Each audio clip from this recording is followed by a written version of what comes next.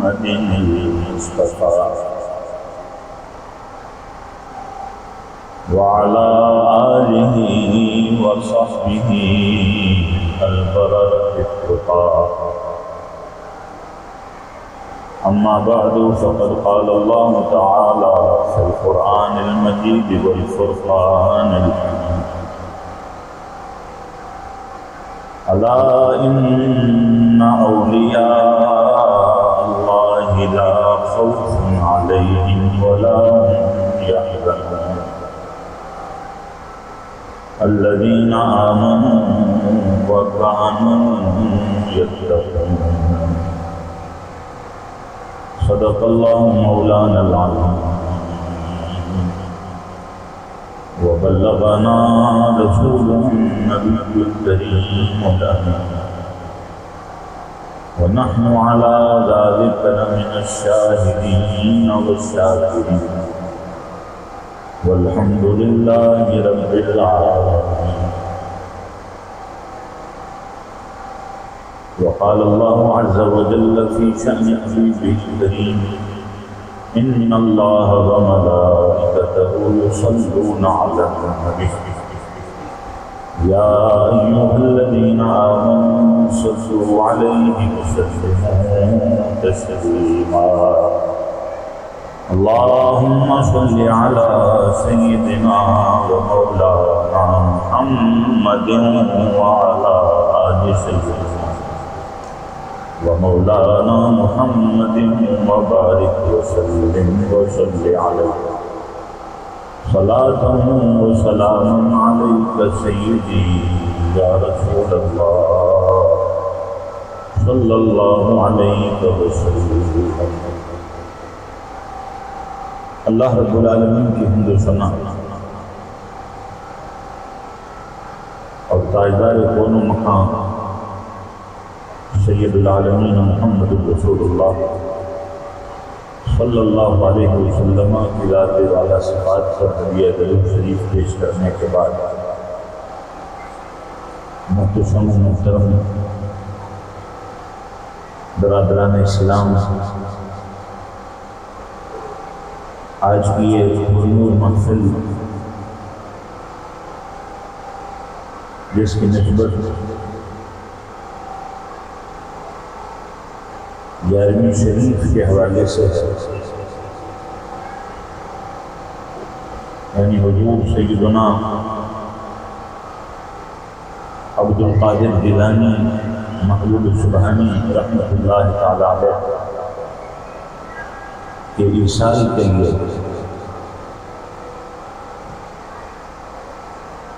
اس محفل پاک کا انعقاد کیا گیا ہے. اگرچہ دین کی ہر محفل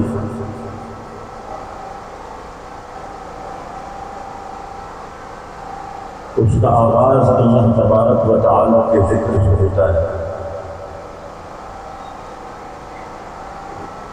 اور بعدہ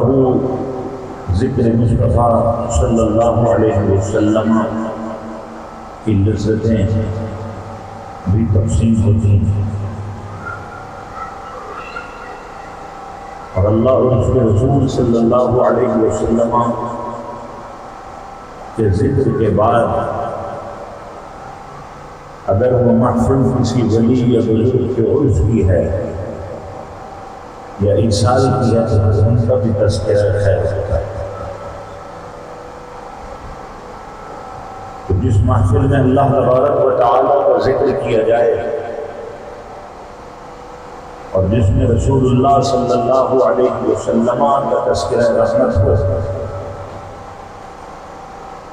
اور اس کے بعد صالحین کا بھی ذکر ہو تو وہ محفل قطعاً کبھی بھی برکتوں سے خالی نہیں ہو سکتی،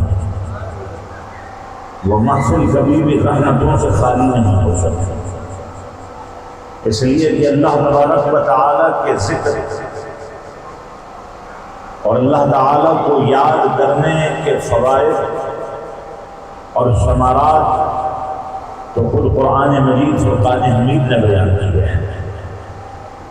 اللہ رب العالمین ارشاد فرماتا ہے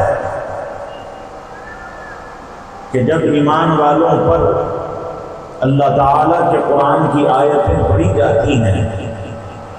وَإِذَا تُلِيَتْ عَلَيْهِمْ آيَاتُهُ زَادَتْهُمْ ایمانا، جب اللہ کا قرآن اور اس کی آیتیں اہل ایمان پر پڑھی جاتی ہیں تو ان کا ایمان اور زیادہ ہو جاتا ہے، ان کے ایمان کو اور ترقی نصیب ہو جاتی ہے۔ اور اللہ تبارک و تعالیٰ کے ذکر کا فائدہ قرآن مجید میں یہ بیان کیا گیا ہے، فَاذْكُرُونِي أَذْكُرْكُمْ۔ اللہ رب العزت نے فرمایا کہ تم میرا ذکر کرو میں تمہارا ذکر کروں، تم مجھے یاد کرو میں تمہیں یاد کروں گا۔ ایک بزرگ حضرت صادق زنانی رحمت اللہ تعالی علیہ،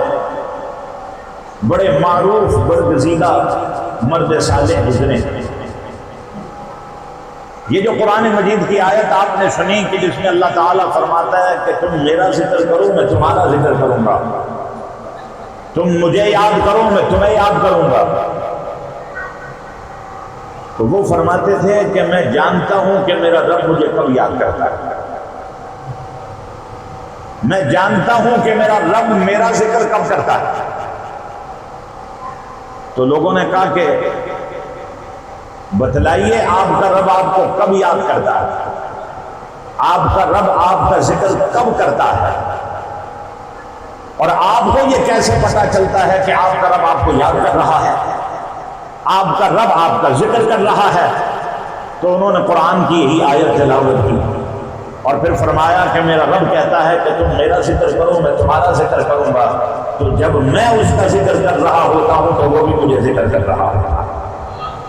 جب میں اس کو یاد کر رہا ہوتا ہوں تو وہ بھی مجھے یاد کر رہا ہوتا ہے۔ اس لیے کہ اللہ تبارک و تعالیٰ کا قرآن جھوٹا نہیں ہے، اس میں کوئی شک نہیں ہے، کوئی شک کی گنجائش نہیں ہے۔ جب رب العالمین نے فرما دیا کہ تم میرا ذکر کرو میں تمہارا ذکر کروں گا، تو وہ کہتے ہیں کہ جب میں اس کا ذکر کر رہا ہوتا ہوں میرا رب بھی مجھے یاد کر رہا ہوتا ہے۔ اور حدیث قدسی ہے، اللہ تبارک و تعالیٰ کا ذکر کرنے کا فائدہ، حضور علیہ السلام فرماتے ہیں کہ اللہ تعالیٰ فرماتے ہیں، حدیث قدسی کی تعریف یہی ہے کہ الفاظ تو رسول اللہ صلی اللہ علیہ وسلم کے ہوتے ہیں لیکن پیغام ادھر سے ہوتا ہے۔ اللہ تبارک و تعالیٰ فرماتا ہے وَإِن ذَكَرَنِي فِي نَفْسِي ذَكَرْتُهُ فِي نَفْسِي، فرمایا کہ اگر میرا بندہ مجھے اپنے دل میں یاد کرتا ہے، مجھے تنہا یاد کرتا ہے، تو پھر میں بھی اس کو تنہا یاد کرتا ہوں۔ وَإِن ذَكَرَنِي فِي مَلَئٍ ذَكَرْتُهُ فِي مَلَئِ خَيْرٍ مِّنْهُمْ، اور فرمایا کہ اگر میرا بندہ مجھے لوگوں کے درمیان یاد کرتا، مجھے مجمع میں یاد کرتا، محفل میں یاد کرتا، مجلس میں یاد کرتا، ایمان والوں کی جماعت میں مجھے یاد کرتا ہے، تو اللہ رب العالمین فرماتا ہے ذکرتہ فی ملأ خیر من، میں پھر اس سے بھی بڑھ کر اور اس سے بہتر محفل میں اسے یاد کرتا۔ یعنی وہ تو بندوں میں میرا ذکر کر رہا ہوتا ہے اور میں ملأ اعلیٰ کے فرشتوں میں اس کا ذکر کرتا ہوں۔ تو یہ رب تعالیٰ کے ذکر کا انعام ہے جس کو خود قرآن مجید فرقان حمید بیان کرتا ہے۔ تو اس کا مطلب پھر یہ ہوا کہ یہ جو محافل سجائی جاتی ہیں دین کے کاز کے لیے، دین کی تبلیغ و ارشاد کے لیے، اور ان محافل میں ابتداءً قرآن مجید فرقان حمید کی تلاوت کر کے قرآن سے برکتیں حاصل کی جاتی ہیں، اللہ تبارک و تعالیٰ کی حمد کی جاتی، اس کا ذکر کیا جاتا، اور پھر حضور کی نعتیں پڑھی جاتی ہیں، یعنی ذکر مصطفیٰ کیا جاتا ہے۔ تو جس طرح اللہ تبارک و تعالیٰ کو یاد کرنا باعث برکات ہے اور اللہ رب العالمین کی رحمتوں کے حصول کا وظیفہ ہے، اسی طرح اس کے محبوب کو یاد کرنا بھی کوئی کم وظیفہ نہیں ہے، بلکہ حقیقت یہ ہے کہ جو ذکر مصطفیٰ کرتا ہے وہ ذکر خدا بھی کر رہا ہوتا ہے۔ اس لیے کہ اللہ تبارک و تعالی نے اپنے محبوب کو یہ مقام عطا فرمایا ہے اور اپنے محبوب کو یہ رفعتیں اور عزتیں عطا فرمائی ہیں کہ جب اللہ کا ذکر کیا جاتا ہے ساتھ میں اس کے محبوب کا ذکر بھی کیا جاتا ہے۔ اللہ تعالیٰ نے خود قرآن مجید میں فرمایا سورہ نشرح میں وَرَفَعْنَا لَكَ ذِكْرَكَ، اے پیارے محبوب ہم نے آپ کے لیے آپ کے ذکر کو بلندیاں عطا فرما دی۔ اور یہ بلندیاں کیا ہیں؟ جبریل امین حضور علیہ السلام کی خدمت میں عرض کرتے ہیں کہ یا رسول اللہ صلی اللہ علیہ وسلم، کیا آپ جانتے ہیں کہ اللہ تعالیٰ نے آپ کے ذکر کو کس طرح بلند کیا؟ اللہ تعالیٰ نے کیسے آپ کے ذکر کو بلندیاں عطا فرمائیں؟ اور پھر کہتے ہیں کہ اللہ تعالیٰ فرماتا ہے اذا ذکرت ذکرت معی، اے پیارے آپ کے ذکر کو اس طرح بلند کیا ہے کہ جب جب اللہ کا ذکر کیا جائے گا تو ساتھ میں آپ کا ذکر بھی ہو جائے گا، جب جب اس کو یاد کیا جائے گا ساتھ میں آپ کو بھی یاد کیا جائے گا۔ تو یہ ہماری اہل سنت و جماعت کی صحیح العقیدہ لوگوں کی جو محافل ہیں تو اس میں ذکر خدا بھی ہوتا ہے اور ذکر مصطفیٰ بھی ہوتا ہے، اور شاعر کہتا ہے کہ خدا کا ذکر کرے ذکر مصطفیٰ نہ کرے،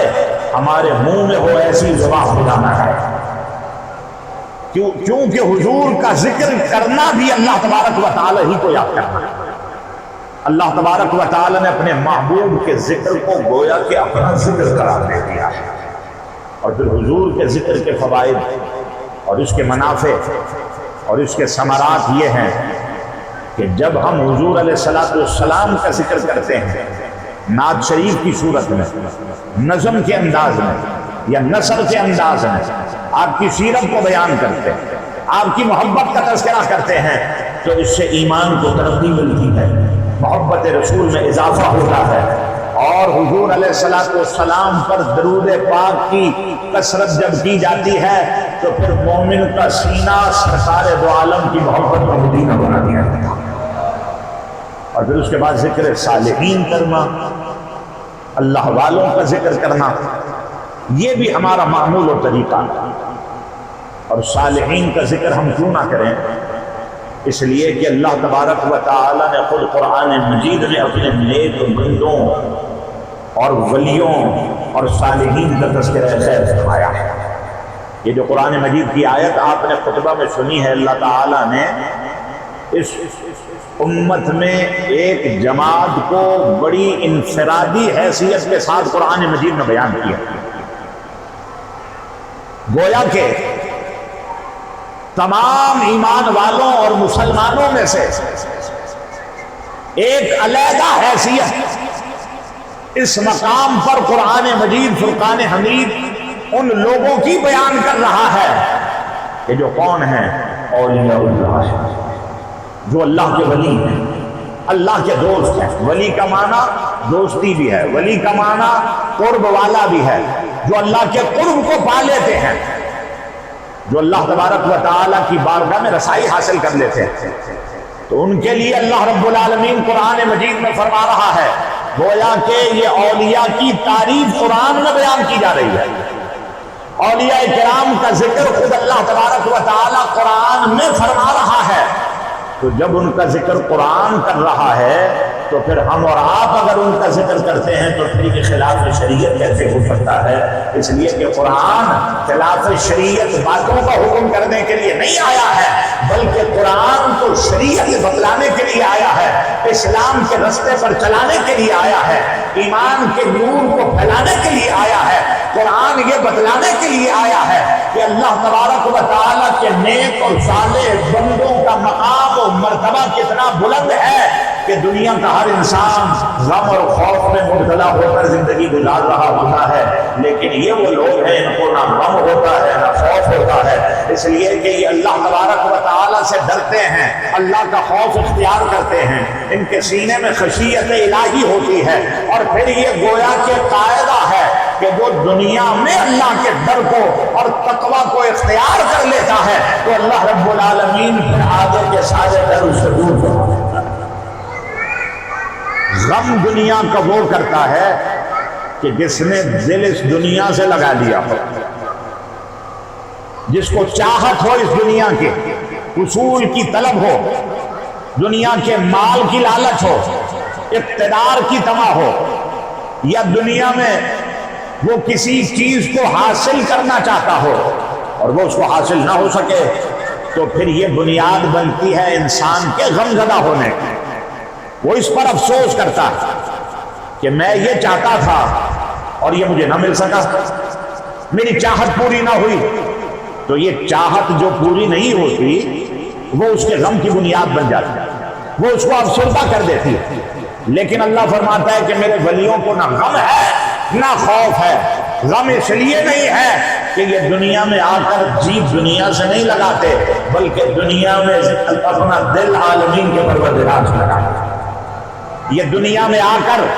دنیا کی لالچ اور طمع میں زندگی نہیں گزارتے، ان کی زندگی دنیا داری میں نہیں بلکہ اطاعت اور فرما برداری میں گزرتی ہے، ان کی زندگی پرہیزگاری میں گزرتی ہے۔ تو جب ان کا دل دنیا سے لگا ہی نہیں ہوتا تو کچھ ملے یا نہ ملے، مال اور دولت کی فراوانی ہو یا نہ ہو، تو اس سے کوئی فرق نہیں پڑتا، اس لیے کہ یہ اللہ تبارک و تعالی کی محبت میں زندگی گزارتے ہیں۔ اللہ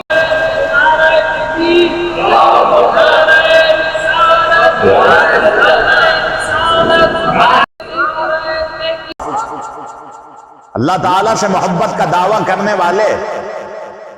تو دنیا میں بہت آئے۔ یہود بھی اللہ تبارک و تعالیٰ سے محبت کی باتیں کرتے تھے، قرآن مجید اس کو بیان کرتا ہے۔ یہود کہتے تھے کہ ہم اللہ تبارک و تعالیٰ کے محبوب ہیں، اللہ ہم سے محبت کرتا ہے، یہ ان کا نظریہ تھا۔ حالانکہ نافرمانی میں سب سے آگے بڑھ جانے والے، اللہ تبارک و تعالیٰ کی نعمتوں کی ناشکری کرنے والے، اللہ رب العالمین سے کیے ہوئے وعدوں کو توڑ دینے والے، اپنے عہد سے پھر جانے والے، لیکن اس کے باوجود بھی ان کی غلط فہمی تھی، مسکنسپشن تھا ان کا، کہ وہ کہتے تھے نحن احباء اللہ، ہم اللہ تعالیٰ کے محبوب ہیں، اللہ ہم سے محبت کرتا ہے۔ اور پھر اسی بنیاد پر وہ ایک دعویٰ کرتے تھے، قرآن مجید سورہ بقرہ میں اس کو بیان کر رہا ہے، وَقَالُوا لَن تَمَسَّنَا النَّارُ إِلَّا أَيَّامًا مَّعْدُودَةً، وہ کہتے تھے کہ ہمیں دوزخ کی آگ میں نہیں ڈالا جائے گا، دوزخ کی آگ ہمیں نہیں چھوئے گی۔ کیوں؟ اس لیے کہ اللہ ہم سے محبت کرتا ہے، ہم اللہ سے محبت کرتے ہیں، ہم بنی اسرائیل ہیں، اولاد یعقوب ہیں۔ نصارہ کا بھی یہی نظریہ تھا، وہ بھی اللہ تعالیٰ سے محبت کے دعوے کرتے تھے۔ اور جب جانے کائنات سید العالمین محمد الرسول اللہ صلی اللہ علیہ وسلم ختم نبوت کا تاج سجا کر تشریف لے آئے تو بت پرستی عام تھی، خود بیت اللہ کو انہوں نے شرک سے آلودہ کر دیا، اپنے ہی ہاتھوں سے بنائے ہوئے بتوں کی پوجا پاٹ میں مشغول تھی۔ اللہ تبارک و تعالیٰ نے اپنے محبوب کو توحید کے چراغ جلانے کے لیے بھیج دیا، اور اس بیت اللہ کی حرمت کو بحال کرنے کے لیے حضور علیہ الصلوۃ والسلام کی بعثت مبارکہ ہو گئی۔ اور جب آپ نے اسلام کی تبلیغ و اشاعت کا کام شروع کیا تو پھر کتنی رکاوٹیں آئیں اور آپ کو کیسے کیسے مراحل سے گزرنا پڑا۔ یہ اسلام کی جو روشنی ہم تک پہنچی ہے اس میں بڑی قربانیاں ہیں، بڑی تکلیفیں اٹھائی گئی ہیں، بڑی ایذائیں ہیں۔ حضور صلی اللہ علیہ وسلم نے فرمایا ما اوذی نبی مثل ما اوذیت، اللہ کے ہر نبی کو ستایا گیا، اللہ تعالیٰ کے ہر نبی کو ایذائیں دی گئیں، لیکن حضور علیہ السلام نے فرمایا کہ کسی نبی کو اللہ کے راستے میں اتنا نہیں ستایا گیا جتنا مجھے ستایا گیا، کسی نبی کو اتنی تکلیف نہیں دی گئی جتنی مجھے تکلیف دی گئی۔ ان تکلیفوں، مشقتوں اور قربانیوں کے بعد صحابہ کرام رضوان اللہ تعالی مجمعین نے اپنے خون کے عطیات دیے، اپنی گردنیں کٹوا دی، بازو کٹوا دیے، اور پھر اس شجر اسلام کی آبیاری ہوئی۔ اور ان تکلیفوں کو اگر ہم دیکھیں کہ حضرت بلال حبشی نے کلمہ پڑھا تھا، بس یہی ان کا جرم ہو گیا اس معاشرے میں، تو ان کو عرب کی تپتی ہوئی ریت پر گھسیٹا جاتا، گرم سلاخوں سے جسم کو داغا جاتا ہے، دہتے ہوئے انگاروں پر ان کو لٹا دیا جاتا ہے، جسم کی چربی پگھلتی ہے تو انگاروں کی حرارت کم ہوتی ہے، گلے میں رسی ڈال کر ان کو گھسیٹا جاتا ہے، اور پھر ان سے ہر ستم ہر اذیت پر یہی مطالبہ کیا جاتا ہے کہ تم اسلام کو چھوڑ دو، کلمہ اسلام جو تم نے پڑھ لیا ہے اس سے منحرف ہو جاؤ۔ لیکن حضرت بلال رضی اللہ عنہ غلامی کے اس ماحول میں بھی کہ جب سینے میں چراغ عشق محمدی جل اٹھا تو انہوں نے ہر تکلیف اور اذیت پر یہی کہا کہ میں جان تو دے سکتا ہوں لیکن اسلام کو نہیں چھوڑ سکتا۔ زبان حال سے شاعر منظر کشی کرتے ہوئے کہتا ہے کہ ہر اذیت پر حضرت بلال یہی کہتے تھے۔ حضرت خباب بن الارت یہ بھی غلام تھے، ان کو بھی بڑا ستایا جاتا، تو وہ اپنی زبان حال سے یہی کہتے تھے کہ بجلیاں چرخ سے اور کوہ سے پتھر برسیں، ساری دنیا کی بلائیں میرے سر پر برسیں، ختم ہو جائے ہر ایک مصیبت مجھ پر، میرے ایمان کو جنبش ہو تو حیرت ہو۔ ایمان کی قدر و قیمت کیا ہے؟ اگر آپ صحابہ کی طرف رخ کریں تو آپ کو پتہ چلے۔ ایمان کی قدر و قیمت کیا ہے؟ اگر آپ حضور کے گھرانے اور حضور کی آل کی طرف رخ کریں تو آپ کو پتہ چلے کہ خود سرکار دو عالم کے نواسے نے اسلام کی اس دولت اور اس متاع کے تحفظ کے لیے کربلا میں بچے بھی قربان کر دیے اور اپنے سرکار بھی بیچ دیے۔ لیکن آج کا مسلمان کیونکہ اس نے آنکھ کھولی تو اسلام گھر میں موجود تھا، اس کو تکلیفیں اٹھانی نہیں پڑی، اس کو روکا نہیں گیا، اس کو ایذائیں نہیں دی گئیں، اس کے اوپر ظلم اور تشدد نہیں کیا گیا، اس کے ساتھ کوئی جبر و استعداد کا معاملہ نہ ہوا، تو اس کے نزدیک اسلام کی وہ اہمیت اور وقت آج نہیں نظر آتی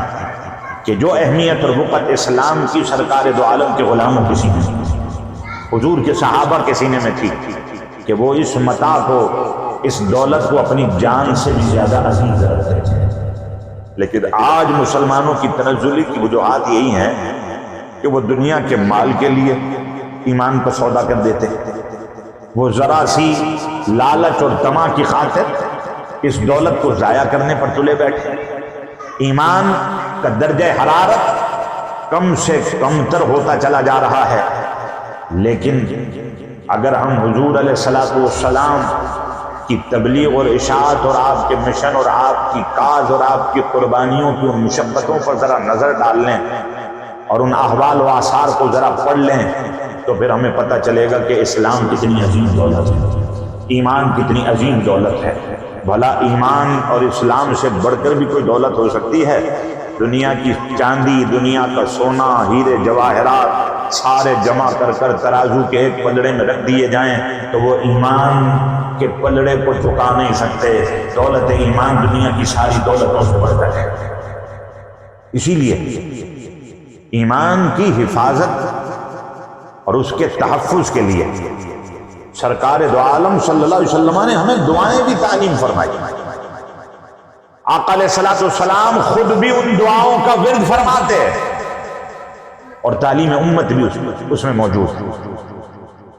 یا مقلب القلوب ثبت قلبی علی دینک، اے دلوں کو پھیرنے والے میرا دل اپنے دین کے اوپر قائم کر دے، میرے دل کو اپنے دین پر،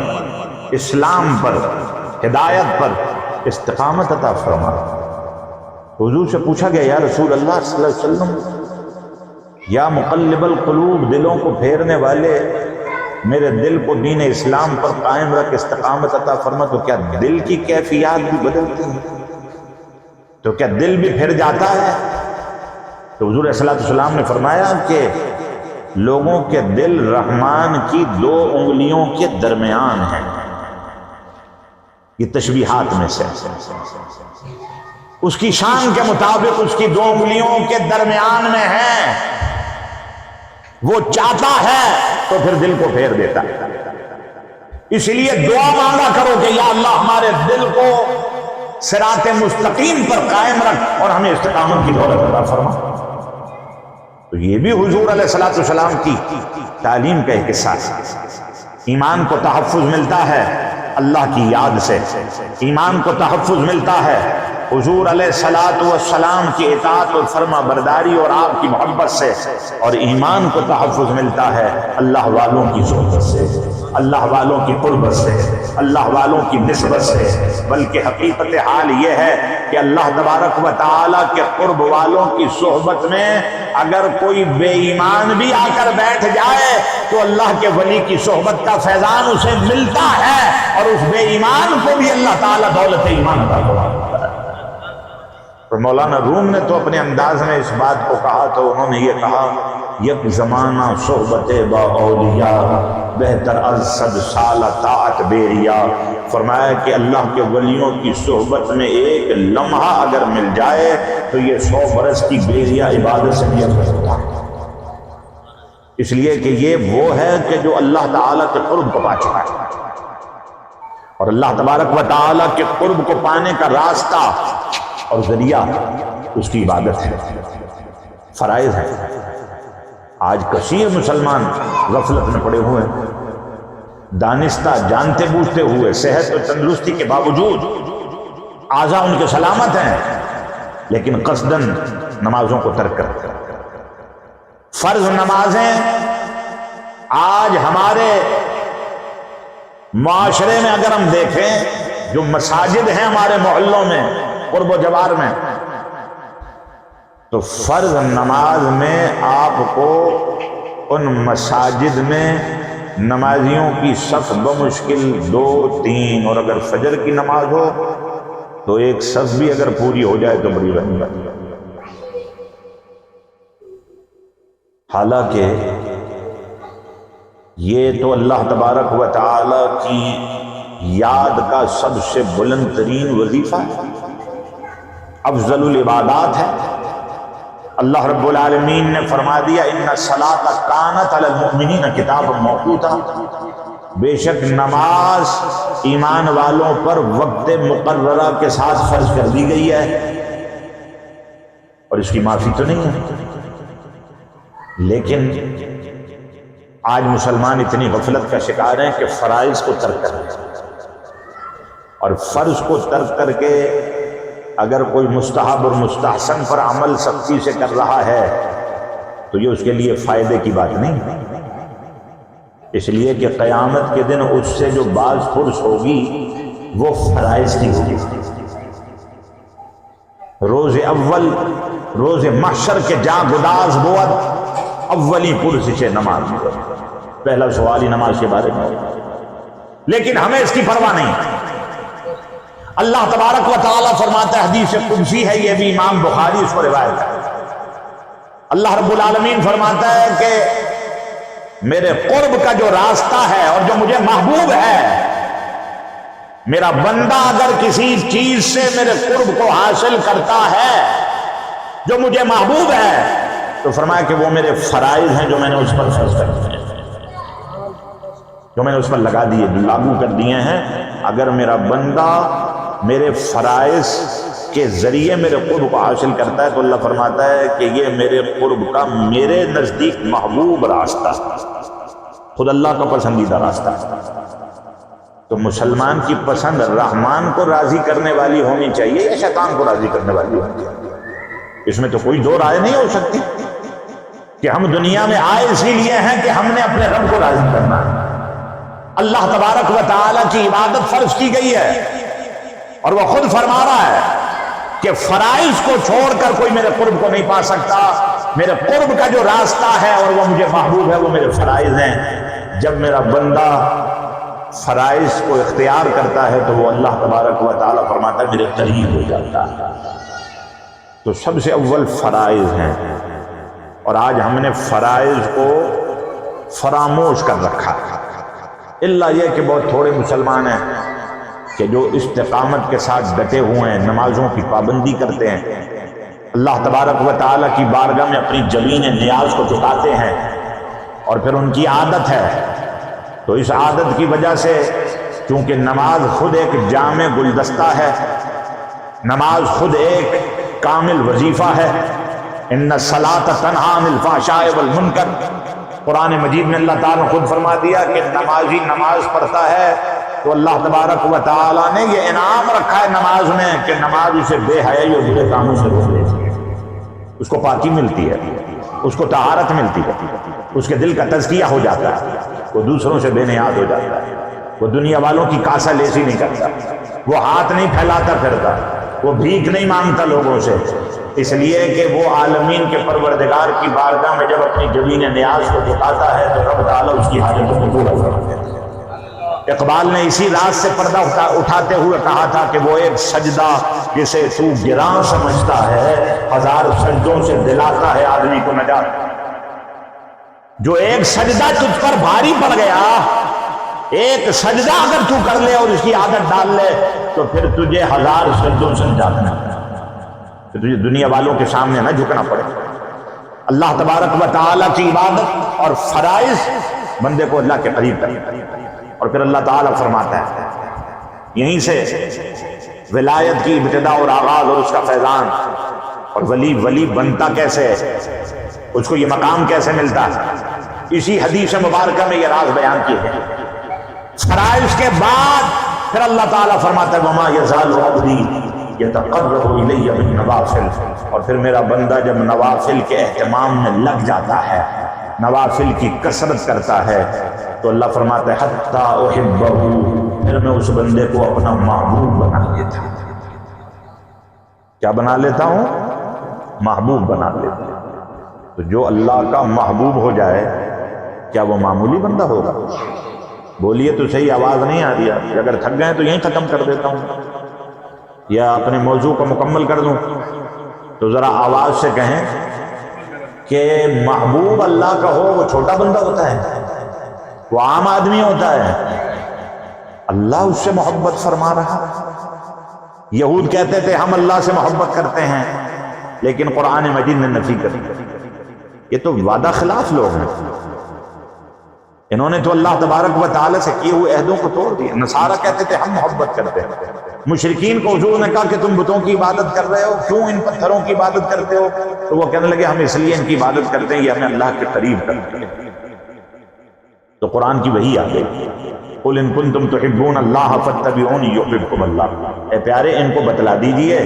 اگر یہ اللہ تعالیٰ کی بارگاہ تک پہنچنا چاہتے ہیں، اس سے محبت کرنا چاہتے ہیں، تو پھر آپ کہہ دیں کہ میری اتباع کرو، میرے پیچھے چلو، میں دین جو لایا ہوں اس دین کو اختیار کر لو، کلمہ پڑھ لو، اسلام پر چلو، ایمان کے چراغ سینے میں جلا لو، میری فرما برداری کرنے لگ جاؤ۔ جب میرے پیچھے پیچھے چلتے چلے آؤ گے تو اللہ تعالیٰ خود تمہیں اپنا محبوب بندہ بنا دے گا۔ تو جو بندہ اللہ کا محبوب بن جائے وہ معمولی بندہ نہیں ہے، کوئی عام بندہ نہیں۔ تو اس بندے کے ذکر کے لیے اگر محفل سجا کر اس سے برکتیں لی جائیں اور اس کے وسیلے سے دعا کی جائے تو اس میں قباحت کیا ہے؟ اس میں برائی کون سی ہے؟ اس لیے کہ ہم اللہ کے محبوب بندے کا ذکر کرتے ہیں، اس محبوب بندے کے طرز حیات پر گفتگو کی جاتی ہے، اس محبوب بندے کی زندگی کی تگ و تاز پر گفتگو کی جاتی ہے کہ اس نے یہ مقام جو حاصل کیا تو پھر اللہ تبارک و تعالیٰ نے اس کو کتنا نوازا، اس کو کتنی بلندیاں عطا فرمائیں۔ تو اللہ والوں کا ذکر بھی بے فائدہ نہیں ہوتا۔ حضور کی حدیث ہے، سرکار دو عالم صلی اللہ علیہ وسلم نے فرمایا ذکر الانبیاء من العبادہ، انبیاء کا ذکر عبادت ہے، وذکر الصالحین کفارہ، اور اللہ کے نیک بندوں کا ذکر گناہوں کا کفارہ ہوتا ہے۔ اللہ کے محبوبوں کا ذکر گناہ کا کفارہ بن جاتا ہے۔ مطلب کیا ہے کہ اگر اللہ کے ولیوں کے ذکر کی محفل میں ہم آتے ہیں تو جو گناہ ساتھ لے کر آتے ہیں، اٹھ کر جاتے ہیں، تو وہ ان ولیوں کے ذکر کی برکت سے اللہ تعالیٰ معاف فرما دیتا ہے۔ تو گناہوں کا بوجھ لے کر آنے والے نیک بندوں کے تذکرہ رحمت کی ذکر سے کی محفل سے جب اٹھ کر جاتے ہیں تو وہ بوجھ ان پر سے اتار دیا جاتا ہے۔ تو پھر خود فیصلہ کر لو کہ ذکر صالحین میں فائدہ ہے یا نہیں ہے، ذکر صالحین میں برکت ہے یا نہیں ہے، اور پھر قرآن مجید خود ان کی عظمت کو بیان کرتا ہے۔ تو فرمایا کہ جب میرا بندہ نوافل کے اہتمام میں لگ جاتا ہے میں اس کو محبوب بنا دیتا ہوں۔ طویل حدیث ہے، لیکن یہاں پر رک کر ایک اور حدیث کو میں یہاں پر بیان کرتا ہوں کہ مقام محبوبیت جس سے اللہ محبت فرمائے تو اللہ تبارک و تعالی پھر کیا کرتا ہے۔ حدیث مبارکہ دا جبریل، اور ایک روایت میں وفی روایت نادا جبریل، جبریل کو بلا لیتے ہیں۔ جبریل کون؟ فرشتوں کا سردار، جب اللہ کسی بندے سے محبت فرماتا ہے تو جبریل کو بلاتا ہے، جبریل حاضر ہو جاتے ہیں اور پھر جبریل کو حکم دیتا ہے. غور فرمائیے، جبریل کو حکم دیتا ہے، یا جبریل انی احب فلانا فاحبہ، اے جبریل میں فلاں بندے سے محبت کر رہا ہوں، تو بھی اس سے محبت کر. پہلے اللہ جلیل محبت کرتا ہے، پھر جبریل بھی محبت کرتا ہے. اور بات یہاں ختم نہیں ہوتی، پھر آسمانوں میں ندا کر دی جاتی. جب فرشتوں کا سردار محبت کر رہا ہے اس ولی سے، تو پھر فرشتوں کی کیا مجال ہے کہ وہ انحراف کریں اور وہ مخالفت کریں. آسمانوں میں ندا کر دی جاتی ہے، یا اہل السماء ان اللہ تعالی یحب فلانا فاحبوہ. اے آسمان والوں، اے قدسیوں، اے ملکوتیوں، اللہ تعالیٰ فلاں بندے سے محبت فرما رہا ہے، جبریل بھی محبت کر رہا ہے، تم سارے بھی اس سے محبت کرو. اور پھر آسمان کے سارے فرشتے اس سے محبت کریں. اب بتلائیے، چھوٹا بندہ ہے، اللہ بھی محبت فرما رہا، جبریل بھی محبت کر رہا، اور آسمان کے فرشتے بھی محبت کر رہے ہیں. اور پھر فرمایا ثم یودع لہ القبول فی الارض، پھر جس سے اللہ محبت فرماتا ہے، جبریل محبت کرتا ہے، آسمان کے فرشتے محبت کرتے ہیں، اس کی مقبولیت اللہ دنیا والوں کے دلوں میں بھی ڈال دیتا ہے. اس کی مقبولیت اللہ تبارک و تعالی دنیا میں بھی رکھ دیتا ہے. تو اب بالکل بات واضح ہو گئی کہ یہ 11ویں شریف منانا، غوث بغداد کا ذکر کرنا، ان کے لیے ایصال کرنا، یا داتا علی حجویری کے لیے ایصال کرنا، یا مجدد الثانی کے لیے ایصال کرنا، یا معین الدین چشتی اجمیری کے لیے ایصال کرنا، یا اعلیٰ حضرت فاضل بریلی کے لیے ایصال کرنا، یہ بندوں کے بس کا کام نہیں تھا، بلکہ یہ تو مقبولیت ادھر سے آئی ہے کہ اللہ ان سے محبت کرتا ہے، جبریل محبت کرتا ہے، فرشتے محبت کرتے ہیں. تو اس محبت میں انعام یہ ملا ہے روئے زمین پر ان کو کہ دنیا والوں کے دلوں میں بھی اللہ نے ان کی عقیدت و محبت کو پیدا کر دیا. تو جن کی محبت یہاں ڈال دی گئی ہو تو پھر ان کا ذکر کیوں نہیں کیا جائے؟ دنیا میں اور بھی نامور لوگ آئے اور چلے گئے. اس بر صغیر پاک و ہند میں کم و بیش 1000 برس تک مسلمانوں کی حکمرانی رہی. بڑے بڑے نامور سلاطین اور شاہان زمانہ مسند اقتدار پر یہاں بیٹھا کرتے تھے، ان کی یادگاریں بھی موجود ہیں. کسی نے اپنے اختیارات اور اقتدار سے اپنی ہیبت کے سکے بٹھائے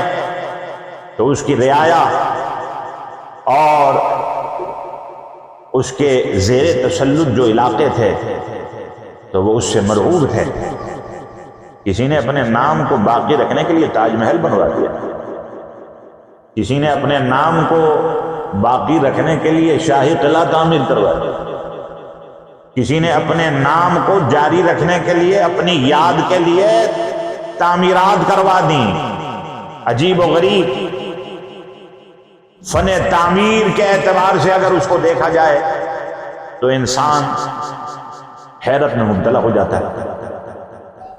لیکن ان بادشاہوں کی قبروں پر آپ دن کے اجالے میں بھی اگر جائیں تو شاذ و نادر ہی آپ کو کوئی فاتحہ پڑھنے والا نظر آئے گا. لیکن اسی بر صغیر میں معین الدین چشتی اجمیری بھی گدڑی پر بیٹھ کر مصطفیٰ کا دین سناتے رہے. فوج ساتھ نہیں تھی، لشکر لے کر نہیں آئے تھے، اقتدار کی مسند نہیں تھی، لیکن اللہ تعالیٰ نے حکمرانی سلطان الہند کو ایسی عطا فرمائی کہ آج ہندوستان کا رہنے والا ہندو بھی کہتا ہے کہ بادشاہ وقت تخت پر کوئی بھی بیٹھا ہو لیکن ہندوستان کا راجا تو میرا خواجہ ہے. تو وہ تخت پر حکمرانی کر گئے، یہ دلوں پر حکمرانی کرتے رہے اور آج بھی کر رہے ہیں. بادشاہوں کی قبروں پر فاتحہ پڑھنے والا نظر نہیں آئے گا، لیکن آپ اللہ کے کسی ولی کے مزار پر شام ڈھلنے کے بعد چلے جائیں، آپ رات کو چلے جائیں تو آپ دیکھیں گے کہ وہاں اہل ایمان قرآن پڑھ رہے ہیں، فاتحہ کر رہے ہیں، ذکر و اذکار ہو رہا ہے، اور وہاں پر اللہ تبارک و تعالیٰ کو یاد کیا جا رہا ہے، محفل سجی ہوئی ہے دیوان میں۔ آپ اپنے اس شہر کراچی میں حضرت عبداللہ شاہ غازی کے مزار پر چلے جائیں تو آپ کو دیوانوں کا ایک ہجوم نظر آئے گا، اور یہ باباؤں سے مانگنے نہیں جاتے بلکہ اللہ تعالیٰ سے مانگنے جاتے ہیں، لیکن وسیلہ ان کا دیتے ہیں کہ یہ تیری بارگاہ کے قرب کو پا چکے ہیں، ان کا وسیلہ پیش کرتے ہیں، ہمیں بھی اپنا قرب عطا فرما۔ اگر کوئی مزارات پر جا کر خلاف شرع حرکات کرتا ہے تو وہ خود انفرادی طور پر اس کا ذمہ دار ہے کہ اس نے دین کو سیکھا اور سمجھا کیوں نہیں۔ اہل سنت سب کا اتفاق ہے اور یہ موقف ہے، کتابوں میں لکھا ہوا ہے کہ مزار کو سجدہ کرنا حرام ہے، طواف کرنا مزار کو ناجائز ہے۔ صرف ایک ہی دربار ہے اس روئے زمین پر جس کا طواف مشروع ہوا اور وہ بیت اللہ ہے۔ سجدہ اگر کوئی تعظیم کی نیت سے کرے تو حرام کا مرتکب ہے، اور کوئی عبادت کی نیت سے کرے، زندہ کو کرے یا فوت شدہ کو کرے تو اس کے شرک میں کوئی شک نہیں۔ یہ بات بالکل واضح ہے، نہ تو یہ اہل سنت کی تعلیم ہے۔ آج لوگ سوشل میڈیا پر بیٹھ کر مسلمانوں کو، اہل سنت و جماعت صحیح عقائد و نظریات رکھنے والوں کو اللہ تبارک و تعالیٰ کے ولیوں کی عقیدت اور محبت کی وجہ سے مشرک گرداننے پر تلے ہوئے، کلپس بنے ہوئے ہیں جس میں بات کو توڑ مڑوڑ کر کے پیش کیا جاتا ہے، اور پوری دنیا میں اہل سنت و جماعت یعنی ولیوں سے محبت اور نسبت اور تعلق رکھنے والوں پر بہتان لگایا جاتا ہے، افترا کیا جاتا ہے کہ یہ مزارات کو سجدہ کرتے ہیں۔ تو اگر اہل سنت کا کوئی عالم اگر حکم دیتا ہو یا کسی نے لکھ دیا ہو کتاب میں تو لے آؤ، کسی کا قول ہو تو سنا دو۔ اعلیٰ حضرت فاضل بریلوی نور اللہ مرقدہ امام اہل سنت نے فتاوی رضویہ میں مزارات پر جانے کے آداب بیان فرما دیے، سجدہ کرنے کو حرام فرما دیا، طواف کو ممنوع قرار دے دیا، اور فرمایا کہ 4 ہاتھ کے فاصلے پر کھڑا ہو، سورہ فاتحہ پڑھے، سورہ اخلاص پڑھے، قل یا ایھا الکافرون قل پڑھے، اس کے بعد پھر صاحب مزار کی روح کو اسحال کر دے، ان کے وسیلے سے دعا مانگے۔ بس یہی اہل سنت کا طریقہ ہے۔ اب اس میں اگر انفرادی طور پر کوئی اپنی جہالت کی بنیاد پر گڈمڈ کرتا ہے تو ظاہر ہے کہ ہر فرد پھر اپنے عمل کا ذاتی طور پر ذمہ دار ہوگا، نہ یہ کہ پورے مسلک اہل سنت کے اوپر الزام تراشی کر دی جائے۔ اہل سنت کا پیغام تو اس معاملے میں واضح ہے، ہمارا ولیوں سے تعلق اور ان سے نسبت کا مفہوم اور مقصود یہی ہے کہ چونکہ یہ اللہ تبارک و تعالیٰ کے محبوب اور مقرب بندے ہیں، تو جو محبوب اور مقرب بندوں کی صحبت میں آ جاتا ہے تو اللہ تعالیٰ کی بارگاہ تک رسائی اسے مل جاتی ہے۔ یہی وجہ تھی کہ حضرت غوث بغداد رضی اللہ تعالیٰ عنہ آپ کی خدمت میں اگر چور بھی حاضر ہو جاتا تھا چوری کے ارادے سے، لیکن نگاہ ولایت پڑ جاتی تھی تو آپ چور کو بھی وقت کا قطب بنا دیا کرتے، رہزن آپ کے ہاتھ پر توبہ کر لیا کرتے۔ آپ خود فرماتے ہیں کہ میرے ہاتھ پر 5000 سے زیادہ یہودیوں نصرانیوں نے توبہ کی اور اسلام کو قبول کر لیا، اور 1,00,000 فاسق اور فاجر لوگوں نے، ڈاکوؤں، رہزنوں نے، شرابیوں، زانیوں نے، قذافوں نے سچی توبہ کی اور انہوں نے صالحیت والی زندگی کو اختیار کیا۔ حضرت غوث العظم رحمت اللہ تعالی علیہ کی شخصیت بہت بلند ترین شخصیت ہے اس میں، اور اس سے اندازہ لگائیے کہ جب ولادت ہونے والی تھی تو خود سرکار نے آپ کے والد کو دیدار عطا کیا حضور نے، اور فرمایا کہ ابو صالح تمہارے یہاں جو لڑکا پیدا ہونے والا ہے کوئی عام لڑکا نہیں ہے، بلکہ اللہ تعالیٰ نے اس کو ولیوں میں ایسی شان عطا فرما دی ہے کہ جو شان اللہ نے مجھے نبیوں میں عطا فرما دی۔ چوں محمد درمیان انبیاء، غوث العظم درمیان اولیاء، اور ایسی عظیم المرتبہ شخصیت کہ جنہوں نے پوری زندگی اللہ تبارک و تعالیٰ کی یاد میں صرف اللہ تبارک و تعالی کی محبت میں گزاری، مجاہدات میں گزاری، اس کی محبت کا پیغام بانٹا اور دین کے حصول کے لیے سفر کیا۔ حالانکہ گھر پہ صرف والدہ ہیں، والد صاحب تو وصال پہلے ہی فرما گئے، لیکن والدہ سے بھی رخصت لی دین کے علم کو حاصل کرنے کی، اور پھر تحصیل علم کرنے کے بعد آپ نے مدرسے میں بیٹھ کر ان علوم و فنون کو سبقاً درساً پڑھایا۔ آپ مسند درس پر بیٹھتے تھے تو 13 علوم پہ درس دیا کرتے تھے، 13 علوم پر۔ تو یہ کیا ان کی کم کرامت ہے کہ جس کو اللہ تبارک و تعالی نے دینی علوم میں بھی ملکہ و مہارت عطا کی ہو، اور ان کی خدمت میں آنے والا طالب علم جب ان سے علم کا فیضان لیتا ہو تو پھر دوسرے استادوں سے بے نیاز ہو جاتا ہو، اس کی علمی پیاس اسی بارگاہ میں بجھ جاتی ہو، تو یہ کوئی چھوٹی کرامت نہیں ہے۔ اور پھر آپ کا مقام افتاء میں یہ تھا کہ اگر کسی مسئلے کے جواب میں عراق کے علماء عاجز آ جاتے تھے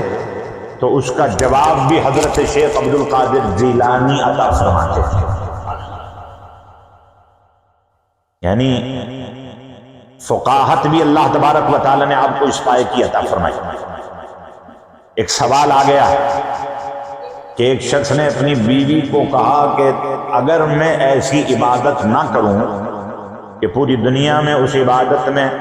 کوئی میرا شریک نہ ہو تو تمہیں 3 طلاق۔ اب یہ استفتاء جس کسی کے پاس بھی گیا تو انہوں نے کہا کہ اس کی تو طلاق سے بچنے کی کوئی صورت بنی نہیں سکتی، اس لیے کہ اگر یہ کوئی عبادت کرتا ہے تو دنیا میں کہیں نہ کہیں کوئی اور بھی اس عبادت میں اس کا شریک ہو جائے۔ لیکن پھر یہی مسئلہ جب غوث بغداد کی خدمت میں آیا تو آپ نے بغیر کسی توقف کے قلم اٹھا کر جواب لکھا، اور آپ نے لکھا کہ یہ شخص فوراً بیت اللہ چلے جائے اور بیت اللہ میں خانہ کعبہ میں مطاف کو اس کے لیے خالی کرا دیا جائے، اور پھر یہ اکیلا بیت اللہ کا طواف کر لے، اس کی بیوی کو طلاق نہیں ہوگی، اس لیے کہ یہ دنیا کی وہ واحد عبادت ہے کہ پوری دنیا میں اس عبادت میں اس کا کوئی شریک نہیں ہو سکتا۔ یہ ہے عبد القادر جیلانی کی علمیت اور فقاہت، یہ ہے ان کا مقام علم۔ اور پھر اللہ تبارک و تعالی نے ظاہری علوم میں مہارت اور ملکہ کے ساتھ باطنی علوم کا خزانہ بھی اتنا عطا فرمایا کہ آپ جب اپنی مجلس واعظ میں درس دیا کرتے تھے تو قاری صاحب قرآن کی ایک آیت کی تلاوت کرتے تھے اور آپ اس کی تفسیریں بیان فرماتے تھے، اور ایک آیت کی 40 تفسیریں آپ بیان فرمایا کرتے تھے دلیل کے ساتھ، اور ہر ایک کے قائل کو بیان فرماتے تھے۔ اور پھر اس کا منظر یہ ہوتا تھا کہ آپ تفاسیر کو بیان کرنے کے بعد، علمی گفتگو کرنے کے بعد، علم ظاہر کا فیضان بانٹنے کے بعد پھر فرماتے تھے اب ہم قال سے حال کی طرف آتے ہیں، تو مجلس کی کیفیت بدل جاتی ہے، لوگ اپنے گریبانوں کو پھاڑ لیتے تھے، کئی جنازے آپ کی مجلس واعظ سے اٹھا کرتے تھے، اللہ تبارک و تعالیٰ کے خوف کا غلبہ ہو جاتا تھا، بکثرت لوگ آپ کی مجلس واعظ میں اسلام کو قبول کیا۔ ایک دن عیسائی پادری یمن سے چلا آیا اور پھر اس نے کہا کہ میں آپ کو بتلاتا ہوں کہ میں آپ کے پاس کیوں آیا ہوں۔ عیسائی پادری یعنی عیسائیت کی تبلیغ کرنے والا، عیسائیت کا عالم، کہنے لگا کہ میں یمن میں تھا تو اسلام کی محبت میرے دل میں پیدا ہو گئی، لیکن میں نے یہ فیصلہ کیا کہ میں یمن میں اس شخص کے ہاتھ پر اسلام کو قبول کروں گا کہ جو سب سے زیادہ فضیلت والا ہو، جو سب سے زیادہ برگزیدہ بندہ ہوگا، جو اللہ کا مقرب اور محبوب ہوگا۔ اور پھر اسی جستجو میں وہ کہتا کہ میں سو گیا تو خواب میں حضرت عیسیٰ روح اللہ تشریف لے آئے، اور پھر انہوں نے مجھے حکم دیا کہ تم نے یہ ارادہ کیا ہے کہ تم فضیلت مآب کے ہاتھ پر اسلام کو قبول کرو گے، تو اٹھو سیدھا بغداد چلے جاؤ اور عبد القادر جیلانی کی مجلس میں پہنچو، ان کے ہاتھ پر کلمہ پڑھ کر اسلام میں داخل ہو جاؤ، اس لیے کہ اس وقت روئے زمین پر ان سے زیادہ فضیلت والا کوئی دوسرا نہیں ہے، ان سے زیادہ برگزیدہ کوئی دوسرا نہیں ہے۔ یہ فیضان ولایت کا حضرت علی المرتضیٰ شیر خدا رضی اللہ عنہ سے منتقل ہوا امام حسن کو، امام حسن امام حسین کو، حضرت امام زین العابدین، یہ جو ائمہ اہل بیت ہیں ان کا بڑا بلند ترین مقام ہے۔ اور پھر درمیان میں جب تک امام مہدی تشریف نہیں لے آتے تو حضرت علی کا وہ علمی اور وہ روحانی ولایت کا فیضان حضرت عبد القادر جیلانی کے سپرد ہے اور وہ اس کو بانٹ رہے ہیں جب تک حضرت امام مہدی تشریف نہیں لے آتے۔ تو یہ مقام ہے حضرت عبد القادر جیلانی رضی اللہ عنہ کا۔ تو جو اللہ کے محبوب اور مقرب بندے ہوں ان کا ذکر،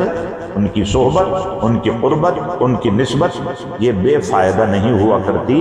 بلکہ نیک لوگوں کی صحبت میں بیٹھ کر بندے کو اللہ تبارک و تعالی نیکی کی رغبت عطا فرما دیتا ہے۔ آخری بات عرض کر کے میں گفتگو کو ختم کرتا ہوں۔ حضور علیہ الصلوۃ والسلام نے بڑی لطیف مثال دی، حدیث مبارکہ آقا علیہ الصلوۃ والسلام نے اچھوں اور بروں کی صحبت کے نتائج کو بیان کرتے ہوئے آپ نے ارشاد فرمایا کہ اچھوں کی صحبت ایسے ہی ہے جیسے کوئی عطار کے پاس جا کر، عطر فروش کے پاس جا کر بیٹھ جائے۔ یا تو وہ عطر فروش کوئی عطر خوشبو نکال کر اس کو لگا دے گا، یا یہ اس سے خریدے گا، یا پھر اس کو تحفتاً دے دے گا، یا پھر اتنا تو ہے کہ جتنی دیر اس عطر والے کے پاس بیٹھا رہے گا اس کو بدبو نہیں آئے گی، خوشبوؤں میں ہی رہے گا، معطر رہے گا۔ یہ اچھوں کی صحبت کی مثال ہے کہ ان کے پاس اگر کوئی بیٹھے تو پھر اللہ تبارک و تعالی اس کو نورانیت عطا فرماتا ہے، اس کو برکت عطا فرماتا ہے، وہ معطر رہتا ہے، منور رہتا ہے، مطہر رہتا ہے۔ پاکوں کی صحبت میں اگر کوئی ناپاک بھی آ جائے تو ان کی برکت سے اللہ اس کو بھی پاکی عطا کرتا ہے۔ کسی مرد کامل کی نگاہ پڑ جائے تو پھر بندے کے اندر توبہ کی جستجو پیدا ہو جاتی ہے، اور پھر مرد کامل و عبد القادر جیلانی تو دفعتاً توبہ کرا کر، مراتب کو طے کرا کر، جو برسوں میں لوگ طے کرتے ہیں ان منزلوں کو طے کرا کر فوراً مقام قطبیت پر پہنچا دے۔ مجاہدات کر کے ولی اپنے درجات کو رفتہ رفتہ بڑھاتے چلے جاتے ہیں، لیکن جو سارے درجوں کو ایک نگاہ ولایت میں طے کرا کر وقت کا قطب بنا دے اس کو عبد القادر جیلانی کہتے ہیں۔ اور پھر حضور نے فرمایا کہ بروں کی صحبت کی مثال ایسے جیسے کوئی بھٹی جھونکنے والے لوہار کے پاس جا کر بیٹھتا ہے، جتنی دیر وہاں پر بیٹھے گا آلودگی ملے گی، اس بھٹی سے جو چنگاریاں، جو کالک نکلے گی وہ اس کے دامن کو لگے گی، وہ اس کو آلودہ کر دے گی، سیاہی لگ جائے گی،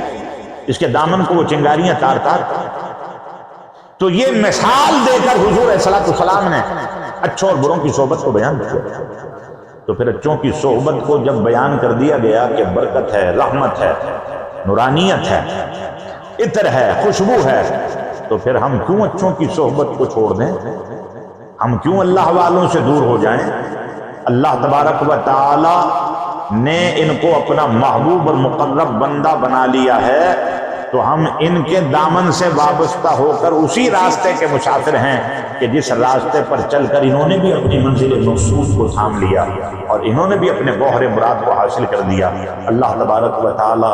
ہمیں بھی حضرت عبد القادر جیلانی رضی اللہ تعالیٰ عنہ کی عقیدت اور محبت کے ساتھ ساتھ ان کی تعلیمات پر عمل کی توفیق عطا فرمائے، اور اپنے سارے نیک اور صالح بندوں کی عقیدت محبت کے ساتھ ساتھ ان کی فکر پر اور ان کے نظریے کے مطابق زندگی گزارنے کی توفیق عطا فرمائے۔ اور شاعر کیا خوب کہتا ہے، اور بندہ بننا ہے خدا کا تو گدا بن ان کا جو گداؤں کو شہنشاہ بنا دیتے۔ وما علینا الا البلاغ۔